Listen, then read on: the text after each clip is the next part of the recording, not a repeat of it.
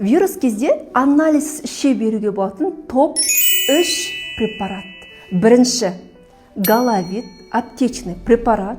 Галавид ол бізде иммуномодулятор. Яғни ағзадағы нейтрофиль, макрофагтарды белсендіреді де, олар қабынуға қарсы цитокиндерді басып тастайды.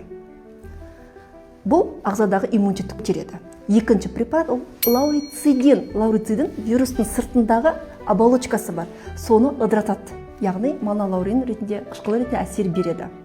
Үшінші препарат ол бізде аптечный цитавир препараты. Цитавир альфа-глутамин триптофан бар құрамында, бензодол бар, аскорбиновая кислота бар.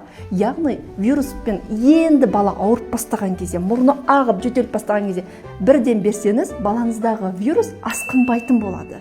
Вирус өршімейтін болады. Дәл осылай бала ағзасындағы вирустарды жоятын ауыр аурулар бронхит, орви, танзилит, ангина, бронхопневмония, вирусты ауруларды қалай экологично емдеуді мен оны өз сабағымда айтатын боламын. Ол үшін төменге 6 санын жазыңыз.